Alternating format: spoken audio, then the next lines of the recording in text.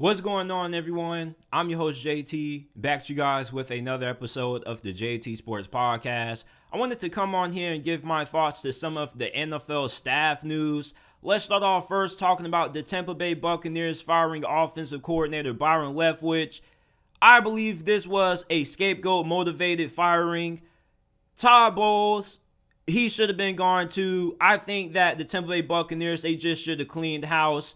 I don't think Byron Leftwich was the full problem this year for why the Buccaneers offense was as bad as what it was. And it's really funny how people just don't want to put any of the blame for the Buccaneers offensive struggles on Tom Brady. You know, I wish that some of these Brady fanboys would stop guzzling Tom Brady, get his DICK out of their mouths, and realize that Tom Brady is not Tom Terrific anymore. Tom Brady was Tom Horrific. How are we going to blame Byron Leftwich for Tom Brady not being able to hit wide open wide receivers, not being able to pick up a 3rd and 2 with his legs? The dude is slow as hell. The dude's lack of mobility really hindered the Buccaneers offense this year. And yeah, you can say, well, JT, he didn't have a good offensive line. The receivers weren't all that great. The play calling wasn't all that great. We had no run game. It's like, damn. We need all these things for Tom Brady to be good? Stop it. Byron Leftwich was working with a regressing, aging quarterback. When are you fanboys going to realize that this is not the Tom Brady that you saw in New England? I bet you same guys were the same people who were saying the Buccaneers were going to beat Dallas because they had Tom Brady. I bet you were. And I bet you look foolish when you saw the Dallas Cowboys send Tom Brady home in embarrassing fashion. Tom Brady is 45 going on 46, bruh. The dude cannot move to save his life. My grandpa may be faster than Tom Brady, and he's 60-something years old. So when you look at Tom Brady and his inability to pick up yards with his legs or his inability to extend plays with his legs, it was a huge hindrance to this offense, because when you have injuries on the offensive line, not only do you got to get the ball out fast, but you also got to have some mobility. You got to have some elusiveness. Against the Cincinnati freaking Bengals, Todd Bowles elected to kick a field goal on 4th and 1 inside of the 10. All because Tom Brady was slow as hell and couldn't pick up a damn 3rd and 2.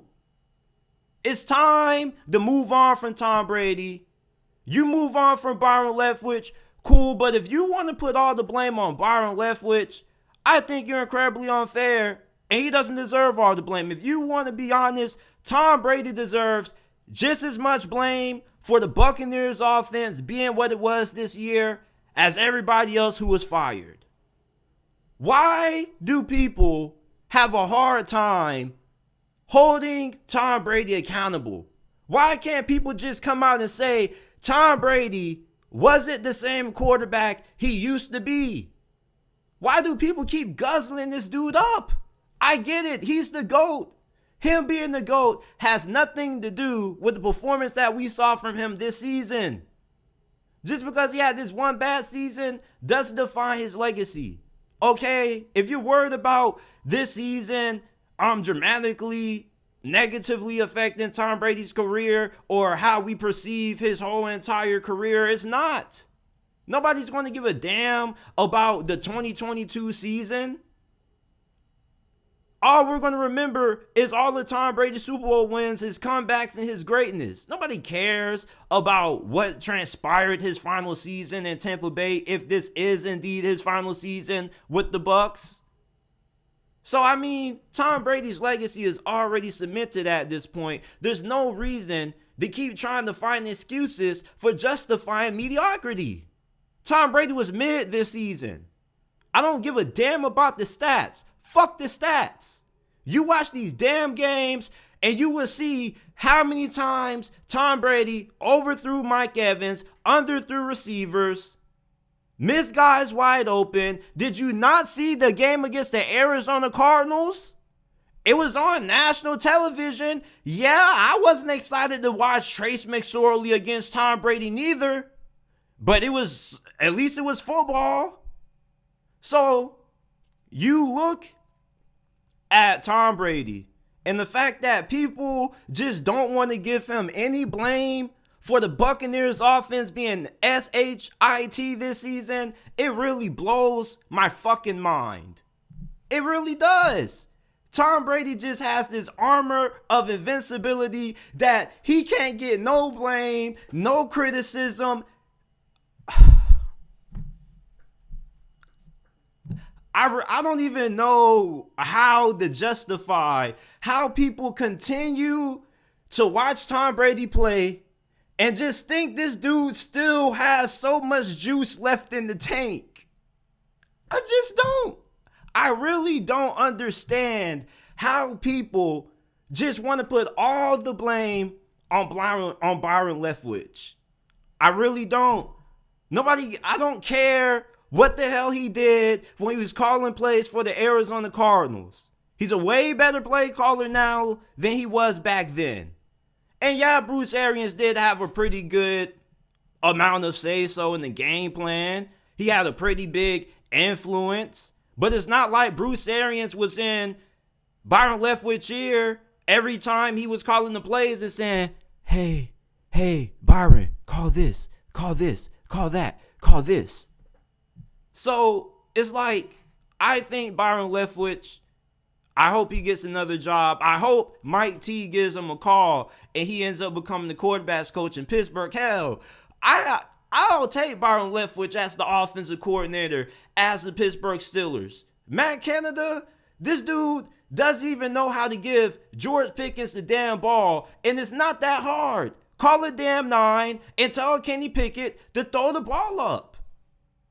I'll take Byron Leftwich over Matt Canda. I pray Mike Tomlin gives Byron Leftwich a call.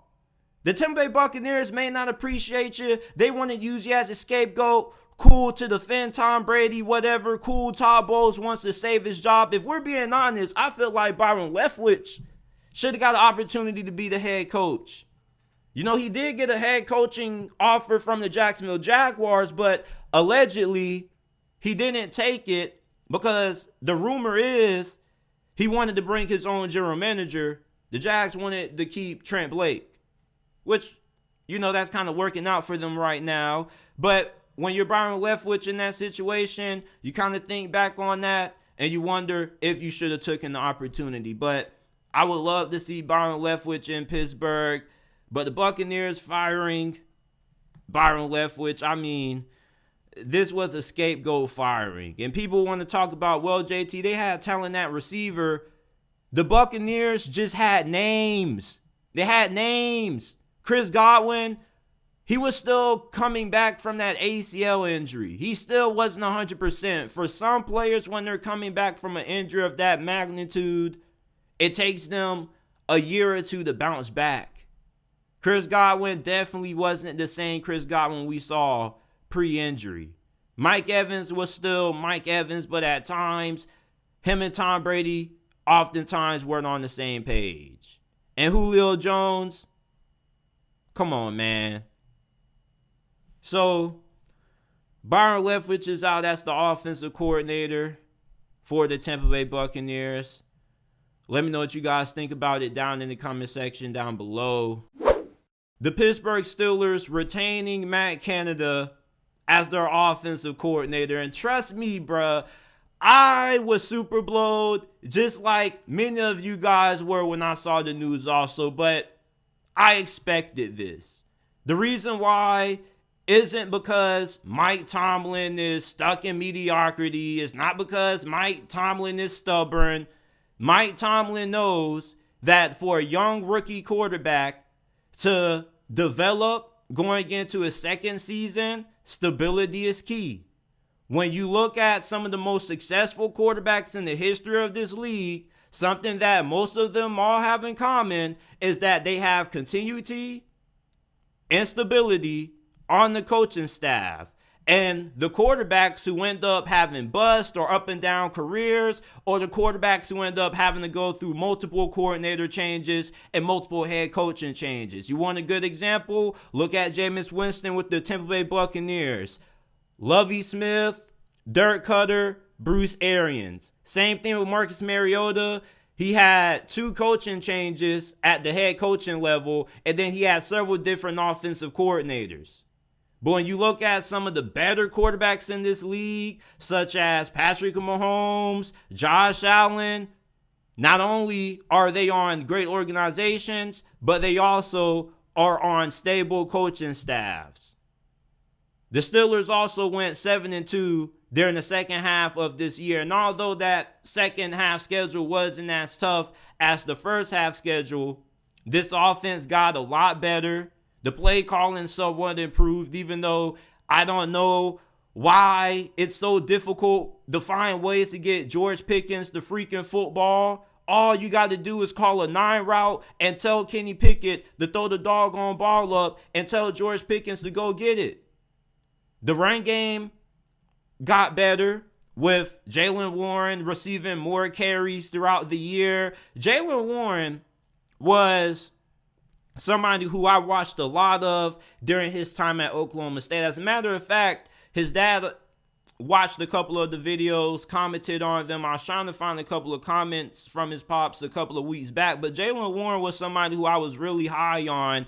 I was really surprised he ended up being a undrafted rookie free agent find, and I knew coming out that he probably was going to end up being the backup running back on this roster from the day the Steelers signed him. I mean, this dude is really good. I was really impressed with what he did this season. And the Steelers fan base, for the majority of this season until Jaylen Warren started to emerge as that RB2 clear cut, they were asking, should we go after another running back to help give Najee Harris some breaks? Because you know how Mike Tomlin is with these damn running backs. He'll run them into the damn dirt. He wants them to block. He wants to run them down to the ground. And he wants them to also have an impact in the passing game. So that's a lot of wear and tear on a running back, when you also have to consider the fact that the running back position has a short lifespan. So the emergence of Jaylen Warren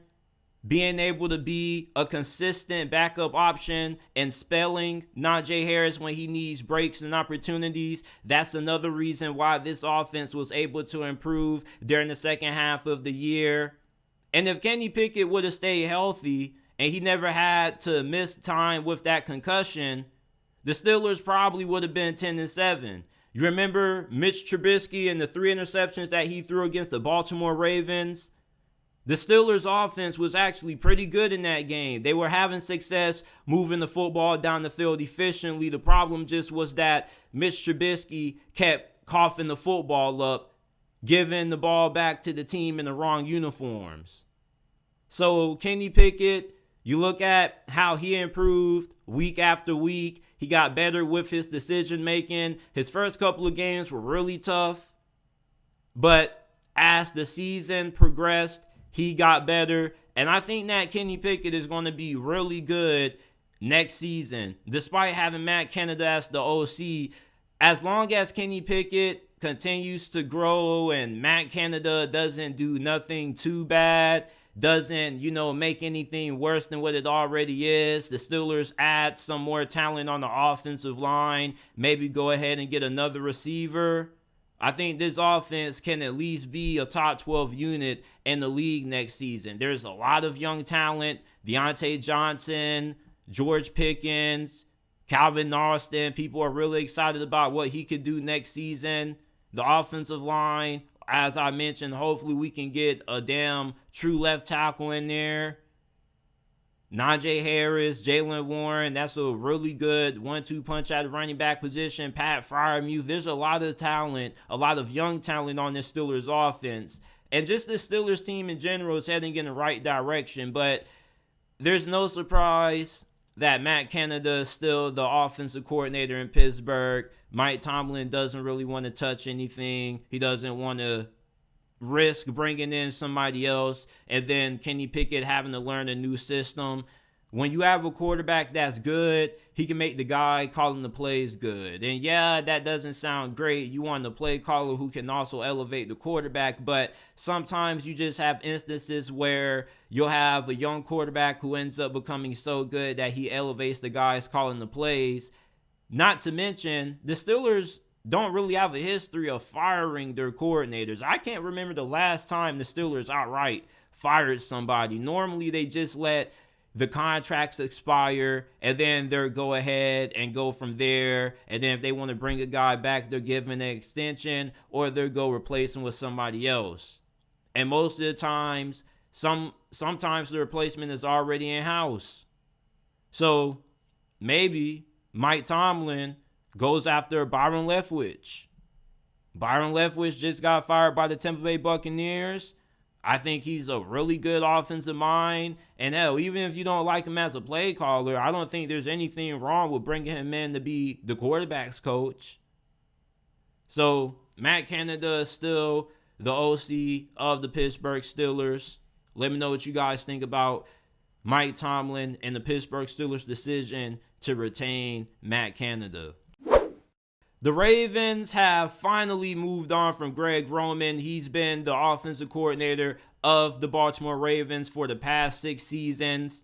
The Ravens offense have had some really good moments and some really good seasons under Greg Roman. This dude isn't a bad offensive coordinator by any stretch of imagination. He's going to find another offensive coordinator position really fast, whether that be at the NFL level or the collegiate level. But this is what Greg Roman is. Greg Roman is a really good offensive coordinator to have when you have a super athletic quarterback really early into his career. He's really good when it comes to his run blocking schemes, run concepts. And when you have young, athletic quarterbacks such as Lamar Jackson, Greg Roman is able to get the most out of them really early into their career. He did the same thing when he was the OC for Buffalo with Tyrod Taylor when he was the Pro Bowler. He also was the OC for the 49ers when Colin Kaepernick was going crazy and they made it to the Super Bowl. Greg Roman has a track record of being really good with super athletic quarterbacks. The problem is that he's able to win with their athleticism, but they don't really progress all that much as a passer. How many of you guys watch Star Wars, right? So in Star Wars, you have the Jedi ranks. So you'll have your younglings, your Padawans, then you'll have your Jedi Knight, Jedi Master, then you'll have like your console members, Grandmaster, so forth and so forth. It's kind of like that. So for Greg Roman, he's a good offensive coordinator for your quarterback developing the first 3 years into his career, but eventually your quarterback reaches a certain level where they end up having to need something better than Greg Roman, somebody who specializes in the passing side of the football. You see, when you have an offensive coordinator like Greg Roman, I think he's really good with working with somebody like Anthony Richardson, somebody who may not be as polished as a passer and may need a little bit of time to develop. So you bring in Greg Roman, you build the offense around that quarterback's athleticism while you develop him as a passer in the background. Now, eventually, where that quarterback gets to a point where they can somewhat be effective as a passer, you move off Greg Roman. And then you bring in somebody who can have more advanced passing concepts and can elevate your quarterback to a higher level. I think that's what needs to happen with the Baltimore Ravens. The Baltimore Ravens, they had Greg Roman for the past couple of years. Him and Lamar Jackson had a really good run, but now Lamar Jackson has reached a level where he has overexceeded Greg Roman. Greg Roman now, he's kind of capped. He's only good enough for a certain time, and then eventually you got to move off him because you need something better.